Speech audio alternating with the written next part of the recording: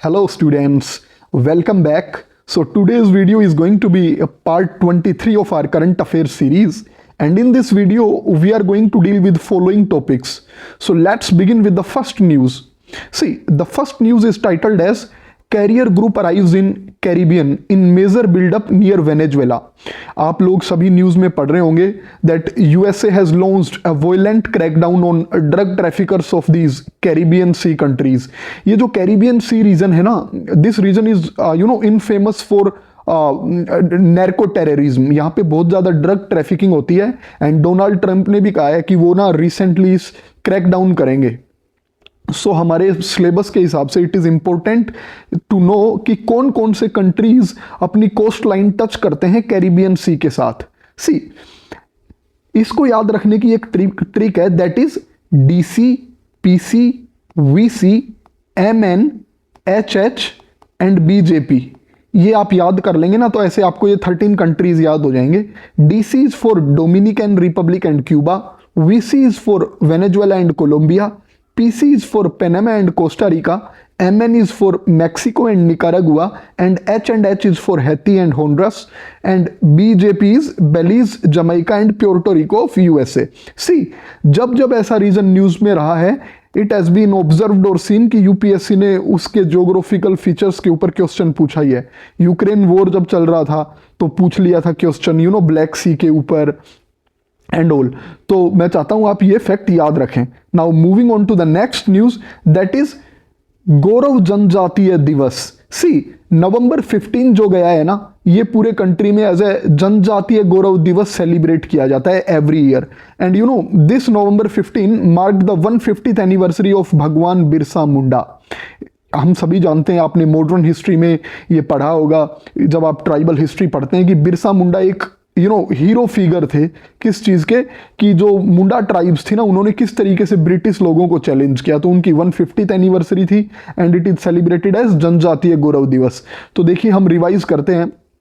बिरसा मुंडा जो थे ना, he led a Ulgulan revolt. इन्होंने उलगुलान रिवोल्ट चलाया, also called as the great tumult in Chota Nagpur plateau region. और रीजन क्या था उसका चलाने का?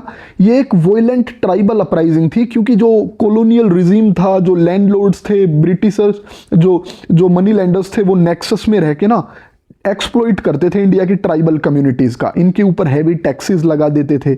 इनका ना फोर्सफुल रिलीजियस कन्वर्जन करते थे, रिलीजियस प्रोसिलाइटाइजेशन आपने सुना होगा. और इन मुंडा ट्राइबल कम्युनिटी का एक लैंड ओनरशिप सिस्टम था कॉल्ड एज खूंट कट्टी सिस्टम. इस खूंट कट्टी सिस्टम को भी उन्होंने कमजोर कर दिया था. ये खूंट कट्टी सिस्टम क्या था? ये एक सिस्टम था जिससे ना ट्राइब्स लोग जो होते हैं वो अपनी लैंड को कॉमन ओनरशिप में, अपनी लैंड के जो मेंटेन करते हैं ना, वो जो हिसाब होता है वो होता है कम्युनिटी ओनरशिप ऑफ लैंड. सभी उस जमीन के मालिक होते हैं और सभी मिलके खेती करते हैं. सो ये खूंट कट्टी सिस्टम को जब अंग्रेजों ने अबोलिश कर दिया तो in response to that Ulgulan revolt को लॉन्च किया बिरसा मुंडा ने. अब देखिए, ये फैक्ट आपको याद रखना है, एज वेल एज नवंबर 15 याद रखना है, ये क्या मनाया जाता है. सी, और ये देखिए, ये MCQ देख लीजिए, यूपीएससी ने ऑलरेडी क्वेश्चन पूछ लिया है यहाँ से.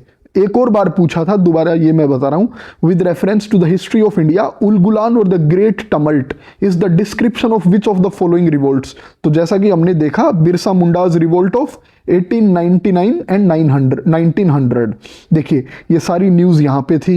ये देखिए, उलगुलान रेवोल्यूशन, द ग्रेट टमल्ट, और इसी के ऊपर MCQ आ भी चुका है. सो ये जो न्यूज़ है ये आपको बता रही है कि किस तरीके के आपको करंट अफेयर्स ध्यान में रखने हैं, एज वेल एज किस तरीके की information is relevant for your prelims.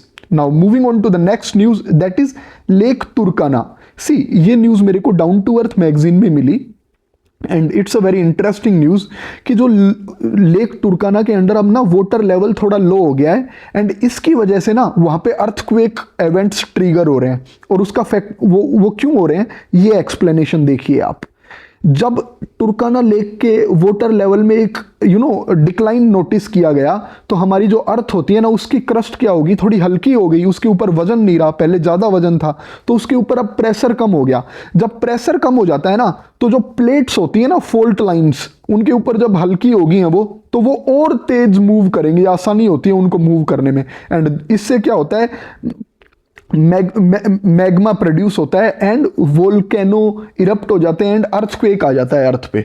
तो आपको ये याद रखना है कि लेक टुर्काना जो है इसमें क्या हुआ है, वाटर लेवल आपका डिक्रीज कर गया। सो जो वहां की जो अर्थ की क्रस्ट है उस रीजन की, उसके ऊपर प्रेशर और वेट डिक्लाइन कर गया। इससे वहां पे जो फोल्ट लाइंस होती है ना, convergent boundaries, transversal boundaries, divergent boundaries, वो मूव करती हैं। बेसिकली वहां पे डाइवर्जेंट बाउंड्रीज हैं तो वो मूव करती हैं, अपने से अलग जाती हैं। तो उससे क्या हो रहा है, अर्थक्वेक ट्रिगर हो गया। बट इंपॉर्टेंट आपको क्या याद रखना है, लेक टुर्काना की location. See this is Kenya and this is Ethiopia. अब लेक टुर्काना है ना, ये केनिया के अंदर है लार्जर पार्ट तो, बट केनिया और इथियोपिया का बॉर्डर भी बनाती है। एज यू कैन सी ये बॉर्डर लाइन है ना, तो दोनों कंट्रीज का बॉर्डर है लेक टुर्काना, इथियोपिया और केनिया का। सी तो इस पे डायरेक्टली एमसीक्यू आ सकता है ना, स्टेटमेंट आ सकता है, मैच द फॉलोइंग। वो लेक टुर्काना लिख देंगे और सामने लिख देंगे केनिया और युगांडा, आपको कंफ्यूज करने के लिए। बट बॉर्डर किसके बीच में, केनिया एंड इथियोपिया के बीच में। नाउ ये जो लेक है it is in east Africa और इसका स्मॉलर पोर्शन एक्सटेंड करता है इथियोपिया में, जैसा कि हमने मैप में देख लिया है। ये जो फैक्ट है आपको याद रखना है वो ये है कि वर्ल्ड की लार्जेस्ट डेजर्ट लेक भी लेक टुर्काना ही है। Lake Turkana is world's largest desert lake and इसको एल्कलाइन लेक भी बोला जाता है and it is fed by Omo river, ठीक है ना। And this Omo river is in Ethiopia.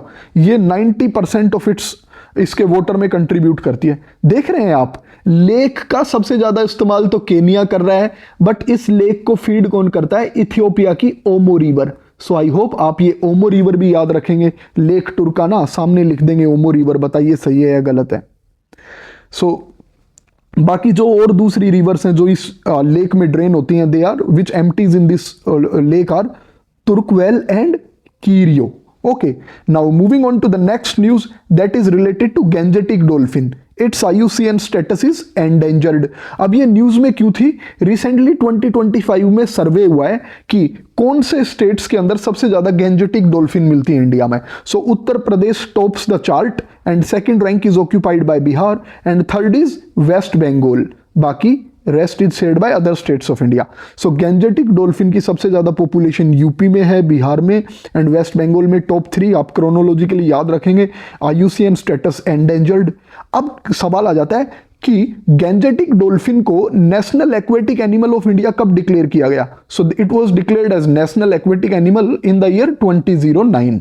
अब गवर्नमेंट ऑफ इंडिया ने प्रोजेक्ट डॉल्फिन भी चलाया था विद व्हाट ऑब्जेक्टिव, कि डॉल्फिन जो गैंजेटिक डॉल्फिन है या अदर स्पीसीज ऑफ डॉल्फिन है उनकी पॉपुलेशन को बढ़ाया जा सके, उनको कंजर्व करने के लिए। वो 2020 में चलाया।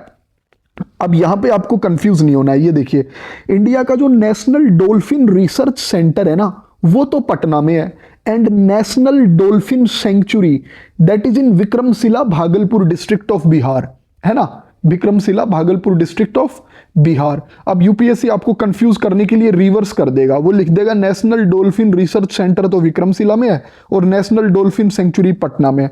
तो आपको ये छोटा सा फैक्ट याद रखना है। Now moving on to the next news that is dolphin fisher kinship in Ashtamudi lake. ये देखिए बहुत ही इंटरेस्टिंग न्यूज है। जो अष्टमुदी लेक है ना केरला के अंदर, वहां पे एक बहुत ही ना स्ट्रेंज सा फिनोमिना देखने को मिलता है। वहां पे जो डॉल्फिन होती है ना, वो फिशरमैन की हेल्प करती हैं। किस तरीके से कि जब वो डॉल्फिन पानी में होती हैं और ये फिशरमैन जो मछली पकड़ने वाले जब वहां पानी में आके खड़े हो जाते हैं ना, तो ये क्या करती हैं, इनको अपनी पूंछ हिला के ना सिग्नल दे देती हैं कि छोटी मोटी मछलियां जो हैं वो अब कोस्टल एरियाज में आ चुकी हैं, आप तैयार हो जाइए उनको पकड़ने के लिए। तो ये बहुत ही इंटरेस्टिंग न्यूज़ है। यहाँ पे अष्टमुदी लेक के अंदर जो फिशर्स हैं ना, वो कोऑपरेशन में काम करते हैं हम्पबैक डॉल्फिन्स के साथ। उनका साइंटिफिक नेम है सोसा प्लम्बिया। ये डॉल्फिन्स क्या करती हैं, जो स्मॉलर फिशेज होती हैं ना, उनको शोर लाइन पे लेके आती हैं जहाँ पे फिशरमैन वेट करते हैं उनको पकड़ने के लिए।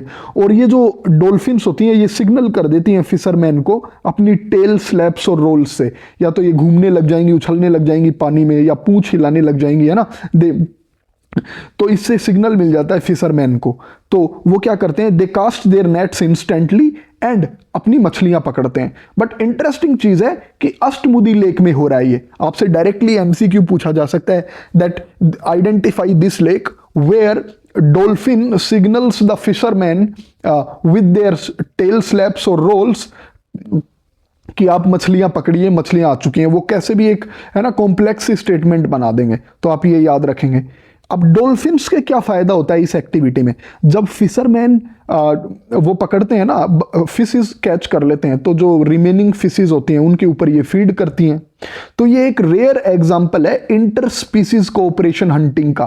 तो आपसे बोला जा सकता है कि इंटर स्पीसीज कोऑपरेटिव हंटिंग का एग्जांपल इंडिया की किस लेक में देखने को मिलता है? सो अष्टमुदी लेक है ना, वो आपको ऑप्शन में लिख देंगे, Chilka lake, Vembanad lake, Pulicat lake, but आपको याद रखना है this phenomena is noticed in Ashtamudi lake. And Ashtamudi lake के बारे में आपको एक और याद रखना है that it's a Ramsar site, और रैमसर साइट का स्टेटस इसको दिया गया था in the year 2002। Okay, now moving on to the next news that is titled as Vrindavani Vastra. देखिए, आसाम के सीएम ने ना अभी एक ब्रिटिश म्यूजियम के साथ एक एग्रीमेंट साइन किया है वृंदावनी वस्त्रा को लेके। अब इंपॉर्टेंट हो जाता है हमें जानना कि वृंदावनी वस्त्रा क्या है। सी, ये वृंदावनी वस्त्रा एक मोटिफ रिच सिल्क टेक्सटाइल है, ये आप देख भी सकते हैं। This is Vrindavani Vastra, Vrindavani वस्त्रा।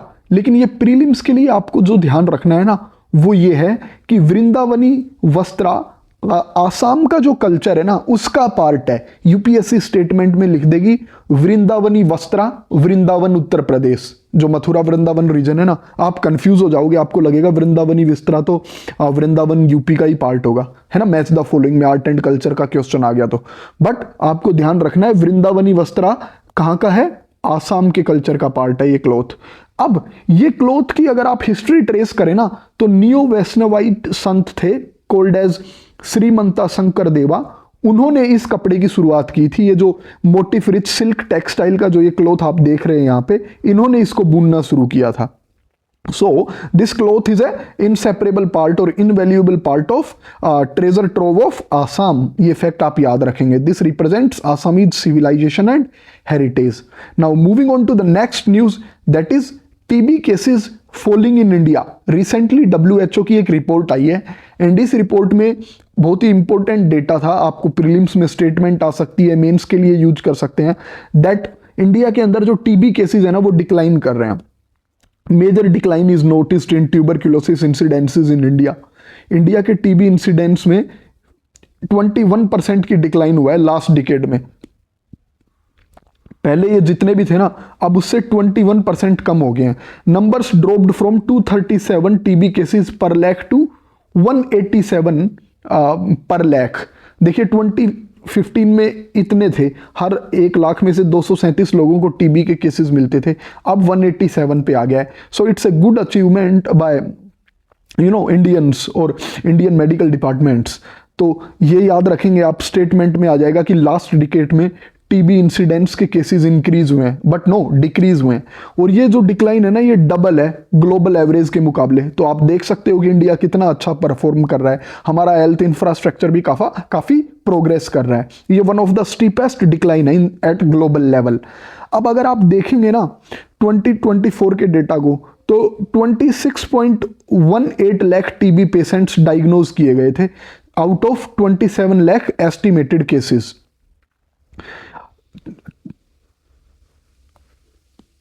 मतलब इतने लोगों को ठीक कर दिया गया है, 26.18 लाख लोगों को 27 लाख में से। सो ये बिल्कुल ही क्या है, बहुत ही बड़ा सक्सेस है। ट्रीटमेंट कवरेज पहले 53% से 2015 में लोगों तक पहुंच पाना ही मुश्किल था, डायग्नोज ही नहीं कर पा रहे थे।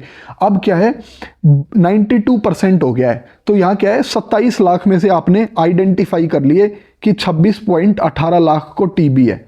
बहुत ही रैपिडली डायग्नोज कर लिया आपने, यानी फाइंड आउट कर लिया। अभी जो मैंने आपको बोल दिया ना कि ठीक कर दिया, वो डायग्नोज किया है। ओके, सो स्टूडेंट्स, ये छोटी सी वीडियो आपके लिए बस थी कि आपको कुछ ये इंपॉर्टेंट फैक्ट्स बता दिए जाएं relevant from your prelims perspective. मेरी इस वीडियो को आप लाइक करिए, शेयर करिए एंड चैनल को सब्सक्राइब करिए। Thank you and have a good day.